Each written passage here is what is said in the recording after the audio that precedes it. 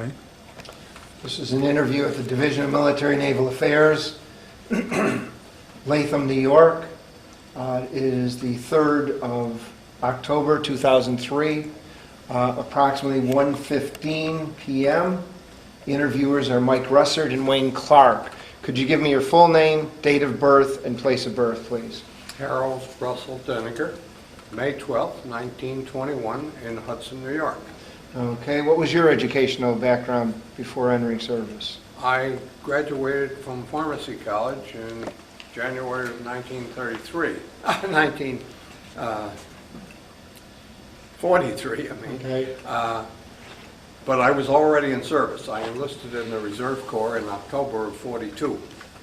And we were supposed to be called up as soon as we graduated. Mm-hmm. But the Army, as always, was a little not too organized. And instead of being called up on January 18th when we graduated, it was June before I got in. I think I received the notice on May 22nd that I was to be deployed. Where were you and what do you recall about Pearl Harbor, your reaction? I remember exactly where I was. I was in my apartment, my feet up on the desk, the window was open, it was a beautiful afternoon, and I was listening to music from Sunday, from Glen Island Casino, and trying to study when I got the news of Pearl Harbor. Mm-hmm. That night, one of my buddies and I went over to see the dean to see what we should do. And he said, boys, now don't do anything drastic until we see what's going on. Mm-hmm. So I continued my education and then enlisted in October. Okay. Where did you go for your basic training? I went in with 16 or 17 fellows from pharmacy college, and we went to Camp Upton on Long Island, and all of them except 2 of us went to Camp Pickett, Virginia to medical training. I don't know where the other fellow went. I went to artillery school at Camp McQuaid in California. Do you know why? I trained on the 155 guns. I was the only pharmacist, I think, that ever was in the Army that helped fire a 16-inch gun, 155 gun, anti-aircraft guns, machine guns, and everything else. It took me almost a year to get into the pharmacy corps. Okay. Where were you stationed with the artillery? Fort Funston, California, outside of San Francisco. Mm-hmm. After we trained, again, I was lucky in some ways. Most of my company, by that time they didn't need coast artillery anymore, and they switched them to field artillery for European service. Another fellow and I were left in camp. I was all alone in my hut for 10 or 12 days. Used to play poker with the officers, which was against the rules, I guess. And then one day I got the orders to report to Fort Funston outside San Francisco, and I was there until the following May. And then I persuaded a captain to get me a transfer to the medics. I continued to be with the Coast Artillery all the rest of my career, but I served with a service command unit in pharmacy. Mm-hmm. Okay, so you stayed out on the West Coast for... Yeah, I went from Fort Funston to Fort Scott. I could look out of my window and see the Golden Gate Bridge. I could look out the other window and see Alcatraz Island down in the bay. And when I walked in that day off the mail truck, Major Rossi, a doctor, said, well, we'll probably keep you here a couple of months and teach you the Army way of doing pharmacy, and then you'll ship out. I watched Major Rossi go overseas and come back again, and I was still there. Sometimes you get lucky. Mm-hmm. What were some of your duties then? Well, Well, why don't you tell us some of your duties first in the artillery unit? What were... I was powder man and helped handle the bags of powder that went into the 155s. Mm-hmm. And our Hut 20, we had charge of one gun, and we were we considered ourselves pretty good. And when we finally came to real practice, our first shot knocked the target out of the water out in the Pacific Ocean. I don't think anybody ever else had done that, and it was probably pure luck, but I was the man that slipped the powder in there and then stepped back for the firing. And then the same thing came along when we got up to San Francisco. We only fired big guns, I think, twice while I was there. But I'll never forget the first firing. I, again, was a powder man. There you had a big gurney that you brought the powder in and shoved it in. But the men and officers who fired when the first time I was there had never fired before. And they had forgotten that in between times the birds and the pigeons built nests, because these things were all on the ground, underground, except for the gun sticking out. Well, when we fired, birds' nests and dirt and dust came down. They forgot to take the manhole covers off the floor, and they jumped right up and hit a couple guys.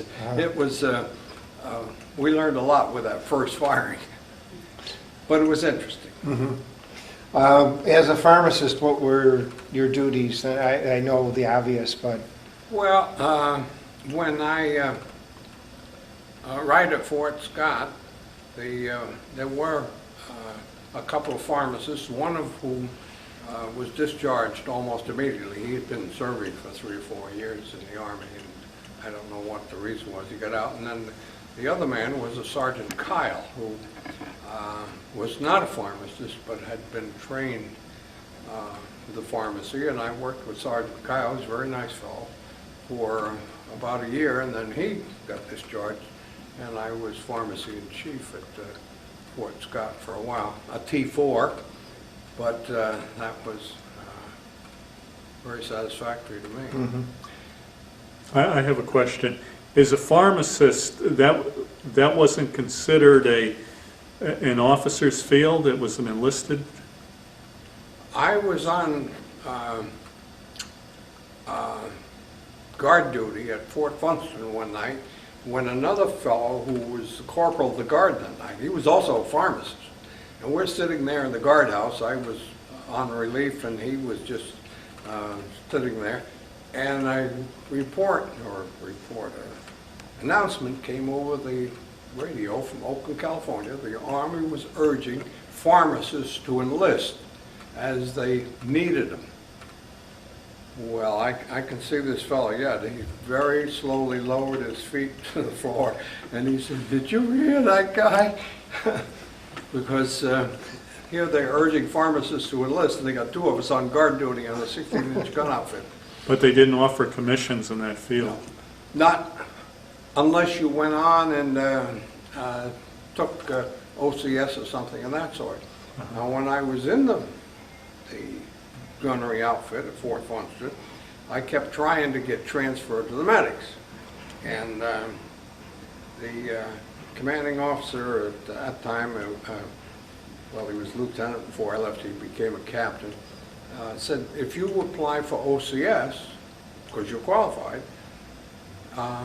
then I'll see if I can get you transferred to the medics if you don't make it. Well, I went before an OCS board, and I can see it yet. They were stretched across a table like on that stage, a full colonel and a bunch of lesser officers, and they questioned me on pharmacy, and I answered the questions best I could, and I think satisfactorily. And finally, a little lieutenant down the end said, "Soldier, why do you want to be an officer?" I said, "Sir, I don't want to be an officer. I just want to be a pharmacist." Well, you could have heard a pin drop, and of course my application came back rejected. But the captain said, when he got the notice that I'd been rejected for OCS, he said, "Okay, I made my promise," and he got me transferred to the pharmacy unit at Fort Scott, which was very good. And I was very happy. I learned a lot even there with Army pharmacy, because we treated all kinds of men, and you learned a lot of psychology too. And also as a pharmacist, you acted as an aid man. I drew blood, sewed up a fellow one night that had a big salt cut on the top of his head from a log swimming in the ocean. And I was in charge of giving all the shots for the Scott at the end of the war, the last round of shots that everybody got. I was in charge of going around with a couple of men and seeing everybody got their shot and checking them off the list. So it was a very satisfactory Army experience, certainly not one that was, one could say he'd done a lot of duty on. We used to say that San Francisco duty was chasing San Quentin quail. Did you ever get to see any of the USO shows? Just one, when I was in training camp. A fellow by the name of O'Brien, I remember, was the movie actor that came through. I've forgotten who else it was. Some woman that came through a USO show. Fortunately, Fort Funston and Fort Scott were both close to the shows and stuff in San Francisco. I saw a lot of shows and musicals and things of that sort in the opera houses and playhouses of San Francisco. Saw Ethel Barrymore and The Corn is Green, and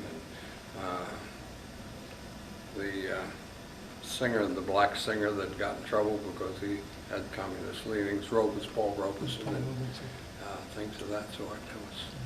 And a lot of my friends did the same. We took advantage of it. The other thing I would say about being there was being bored. Half the time you'd go in mornings and you'd have sick call, and it would be over an hour and a half, and then you didn't have much to do unless you had to make up some preparations or something of that sort. For the rest of the day, it drove me nuts. Do you remember where you were when you heard about the death of President Roosevelt? I certainly do. I was down. I had decided that I would, in my spare time, I'd go down and see if I could get a job in a pharmacy in San Francisco when my hour's off. And I was talking to a store owner by the name of Bowerman when the news came over the radio as we stood there talking. He'd died. Do you remember what the reaction was? Yours or other people there? I was very upset because I was a great admirer of Roosevelt, and having come from Germantown, just a little ways from Hyde Park. My grandfather was a staunch Democrat, had been down to Roosevelt's place a couple of times. And so I felt very badly about it. I don't think right now I'm reading Ernie's War, if you're familiar with that, and I think I felt just as bad when Ernie Pyle was killed, but certainly Roosevelt's death was a shock. How about the reaction to the dropping of the atomic bombs? Oh, I thought, boy, I'm going to be going home pretty soon now. This is, people who say we shouldn't have done it, I don't agree with them. I think that it was the right thing to do at the time. Perhaps we could have dropped them somewhere out in the country, but I question whether even then the Japanese would have said, hey, listen, you're faking it. Did you make use of the GI Bill? Yes, I did. I went on and got my master's degree in teaching. When I got back from the war, I took a job at the pharmacy college in Albany, and one of the things I wanted to do was get a further degree, so I went over to State College and used the GI Bill. Did you ever use the 5220 Club? No. No. Okay. Did you join veterans organizations at all? Yes, I've been a member of the American Legion since 1952. How about... I served as adjutant 1 year there early in my Did you ever stay in contact with anyone? No, I visited one fellow from the Fort Scott dispensary one time in Massachusetts, but that was all. That's one of the big regrets of my Army career, that I did not stay in touch with some of the people. A few years ago, I stopped in Billings, Montana to see a fellow that I'd been very friendly with, and perhaps my best buddy, and I found out he'd passed away. I wish I had stayed.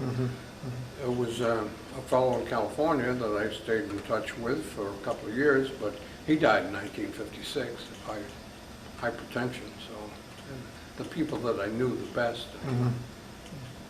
How would you say being in the service affected or changed your life? Well, it certainly changed my attitude about the Army and about people in general, because I was a country boy who went to college and thought I would get myself in a corner somewhere and do chemical research. As a result of my Army experience, I was able to meet and talk with people, and when I came out of the Army, the Dean asked me if I ever wanted to teach. So I think that my Army experience perhaps influenced me a great deal, because I would have probably gone on to try to get a further degree out of pharmacy college and then go on into chemistry. As it turned out, I ended up teaching for 35 years. Okay, well, thank you very much. Okay.